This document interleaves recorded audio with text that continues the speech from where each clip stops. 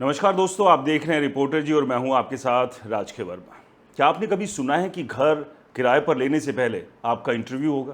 क्या आपने कभी सोचा है कि मकान मालिक आपसे salary slip, bank statement, LinkedIn profile और यहाँ तक कि आपका सिबिल स्कोर भी मांग सकता है? और अगर मैं आपसे कहूँ कि भारत के एक शहर में आज हालात ऐसे ही हो चुके हैं कि कई लोगों को घर ढूंढने के लिए उतनी मेहनत नहीं करनी पड़ती जितनी पहली नौकरी पाने के लिए करनी पड़ती है, तो क्या आप यकीन करेंगे दोस्तों, ये कोई फिल्मी कहानी नहीं, ये है भारत की आईटी राजधानी बेंगलुरु की हकीकत। एक ऐसा शहर जहां लाखों युवाओं के सपने बनते हैं, करोड़ों रुपए के स्टार्टअप खड़े होते हैं, दुनिया की सबसे बड़ी टेक कंपनियां अपने कैंपस चलाती हैं।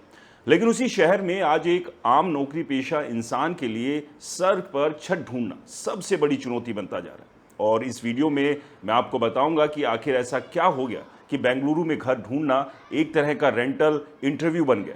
क्यों मकान मालिक अब किराएदार नहीं बल्कि लो रिस्क इन्वेस्टमेंट खोज रहे हैं, और क्यों 2026 में बेंगलुरु का रियल एस्टेट बाजार पूरे देश में सबसे ज़्यादा चर्चा का विषय बना हुआ है। दोस्तों जरा सोचिए, 29 साल का रोहित है। रोहित एक मल्टीनेशनल कंपनी में काम करता है। कंपनी ने उसे व्हाइट फील्ड के ऑफिस में रिपोर्ट करने को कहा। सैलरी अच्छी है, नौकरी स्थिर है और परिवार के साथ रहने की योजना है। रोहित सोचता है कि नौकरी तो मिल गई, अब घर मिलना कौन सी बड़ी बात है। लेकिन असली संघर्ष तो यहीं से शुरू होता है। पहला फ्लैट देखने पहुंचा तो मकान मालिक ने पूछा, आपकी सैलरी कितनी है? दूसरा सवाल, पिछले 3 महीने की सैलरी स्लिप दिखाइए। तीसरा सवाल, सिबिल स्कोर कितना है? रोहित को लगा शायद वो बैंक से होम लोन लेने आया, लेकिन नहीं, ये तो किराए का घर था। दूसरे फ्लैट में मकान मालिक ने उसका लिंक्डइन प्रोफाइल खोलकर देखा और पूछा कि कंपनी में कितने साल से, नौकरी बदलने का प्लान तो नहीं है। तीसरी जगह तो उससे ये तक पूछा गया कि वर्क फ्रॉम होम करते हो या ऑफिस जाते हो, क्योंकि घर में ज़्यादा समय रहने से बिजली और मेंटेनेंस का खर्च बढ़ जाता है। रोहित मजाक में कहता है कि उसे लगने लगा कि वो किराएदार नहीं बल्कि किसी नई नौकरी का उम्मीदवार है। अब सवाल ये है कि आखिर बेंगलुरु में ऐसा क्यों हो रहा है?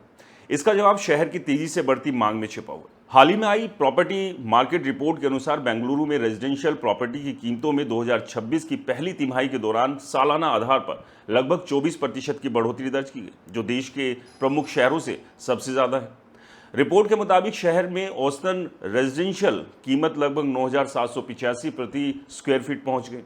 दिलचस्प बात यह है कि केवल कीमतें ही नहीं बढ़ी बल्कि घरों की बिक्री भी तेजी से बढ़ी। प्रॉप टाइगर की रिपोर्ट के अनुसार बेंगलुरु में हाउसिंग सेल्स में लगभग 33% की वृद्धि दर्ज की गई और शहर देश का दूसरा सबसे बड़ा रेजिडेंशियल मार्केट बनकर उभरा।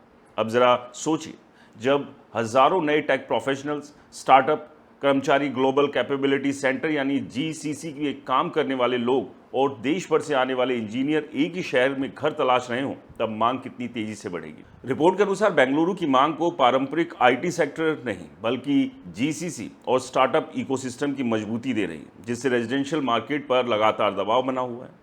Whitefield, Surajapur road, outer ring road और इलेक्ट्रॉनिक सिटी जैसे इलाकों में स्थिति और ज़्यादा दिलचस्प है।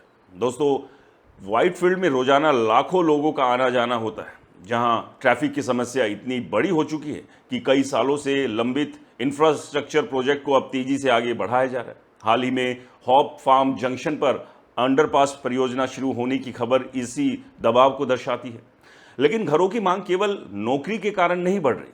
बेंगलुरु को लेकर लोगों के मन में एक और मनोवैज्ञानिक धारणा बन चुकी है कि अगर करियर बनाना है तो आखिरकार यहां आना पड़ेगा। यही वजह है कि किराएदारों की संख्या लगातार बढ़ रही है। मकान मालिकों के पास ऑप्शंस की कमी नहीं है। एक फ्लैट के लिए दर्जनों आवेदन आ रहे हैं। ऐसे में कई मकान मालिक अपने हिसाब से चयन प्रोसेस लागू कर रहे हैं। कोई केवल आईटी प्रोफेशनल चाहता है, कोई केवल परिवार, कोई केवल अविवाहित, तो कोई पालतू जानवर रखने वालों को सीधे मना कर देता है। सोशल मीडिया पर भी ऐसी कई कहानियां वायरल हो रही हैं, जहां किराएदार बताते हैं कि उनसे कंपनी का offer letter, Aadhaar card, PAN card, bank statement और यहां तक कि सोशल मीडिया प्रोफाइल तक मांगे गए। हालांकि हर मकान मालिक ऐसा नहीं करता, लेकिन बड़ी प्रतिस्पर्धा ने इस प्रवृत्ति को जरूर बढ़ाया। सबसे बड़ी समस्या मध्यम वर्ग के सामने यानी मिडिल क्लास, क्योंकि जहां मांग तेजी से बढ़ रही है वहीं सस्ते और किफ़ायती घरों की मौजूदगी उतनी तेजी से नहीं बढ़ रही। हाल ही की एक रिपोर्ट में बताया गया कि बेंगलुरु में 30 लाख से 50 लाख की कीमत वाले घरों की सप्लाई सबसे कम है, जबकि इसी श्रेणी में मांग काफ़ी मजबूत बनी हुई है। यानी जो व्यक्ति पहली बार घर खरीदना चाहता है उसके सामने दोहरी चुनौती है। अगर किराए पर रहना चाहता है तो बढ़ते किराए और प्रतिस्पर्धा का सामना करे, और अगर खरीदना चाहता है तो बढ़ती कीमतों का। यही वजह है कि आज बेंगलुरु में रेंटल बनाम होम बायर्स की एक नई जंग दिखाई दे रही है। मज़ेदार बात यह है कि कुछ इलाकों में किराए इतने बढ़ गए हैं कि सोशल मीडिया पर लोगों ने मजाक में कहना शुरू कर दिया कि व्हाइट फील्ड में घर ढूंढना किसी स्टार्टअप की फंडिंग जुटाने से ज़्यादा कठिन है। वहीं कुछ मामलों में अत्यधिक किराया मांगने वाले मकान मालिकों को भी नुकसान उठाना पड़ा, क्योंकि किराएदारों ने ऐसे फ्लैट लेने से इनकार कर दिया। लेकिन असली सवाल दोस्तों ये है कि क्या केवल किराए का संकट है? क्या समस्या सिर्फ इतनी है कि मकान मालिक ज़्यादा सवाल पूछ रहे हैं, या फिर इसके पीछे कहीं बड़ी कहानी छिपी हुई है? क्योंकि अगर घरों की कीमतें इसी रफ्तार से बढ़ती रही, अगर मांग और सप्लाई का अंतर इसी तरह बना रहा, और अगर बेंगलुरु में नौकरी के अवसर लगातार बढ़ते रहे, तो आने वाले सालों में एक आम मिडिल क्लास परिवार के लिए अपना घर खरीदना कितना मुश्किल हो जाएगा। क्या बेंगलुरु भारत का अगला ऐसा शहर बनने जा रहा है जहां अच्छी नौकरी होने के बावजूद घर खरीदना केवल सपना रह जाएगा? और आखिर क्यों 24% की ये कीमत वृद्धि पूरे देश के रियल एस्टेट बाजार के लिए चेतावनी और अवसर दोनों ही मानी जा रही है? इसी सवाल का जवाब हमें मिलता है इस वीडियो के नेक्स्ट पार्ट में, इसलिए वीडियो के साथ बने रहिए, क्योंकि आगे मैं आपको बताने वाला हूं कि बेंगलुरु में आया 24% का प्राइस शॉक आखिर कितना बड़ा है, किसने कमाया, किसने गंवाया, और क्या अब आम आदमी का घर खरीदने का सपना उससे दूर होता जा रहा है? तो दोस्तों असली कहानी यहाँ से शुरू होती है, क्योंकि किराए का संकट तो केवल ट्रेलर है, पूरी फिल्म बेंगलुरु के प्रॉपर्टी बाजार से चल रही है। जरा सोचिए, अगर आपने 2025 की शुरुआत में बेंगलुरु में 80 लाख रुपए का फ्लैट देखने का प्लान बनाया था और किसी कारण से खरीदारी टाल दी थी, तो 2026 में वही फ्लैट आपको लगभग 95 लाख से 1 करोड़ रुपए तक पड़ सकता है। जी हाँ, हालिया मार्केट रिपोर्ट के मुताबिक 2026 की पहली तिमाही में बेंगलुरु में घरों की कीमतों में सालाना आधार पर करीब 24% की बढ़ोतरी दर्ज की गई, जो देश के प्रमुख शहरों में सबसे ज़्यादा मानी जा रही है। हिंदुस्तान टाइम्स, ट्रिब्यूनल और ANI की रिपोर्ट्स के अनुसार बेंगलुरु की औसत रेजिडेंशियल कीमत लगभग 9,785 रुपये प्रति स्क्वायर फीट है, जबकि कई प्रीमियम माइक्रो मार्केट में ये आंकड़ा इससे भी कहीं ज़्यादा है। तो अब सवाल उठता है कि आखिर ऐसा हुआ क्यों? जवाब है नौकरियां, इंफ्रास्ट्रक्चर और निवेश।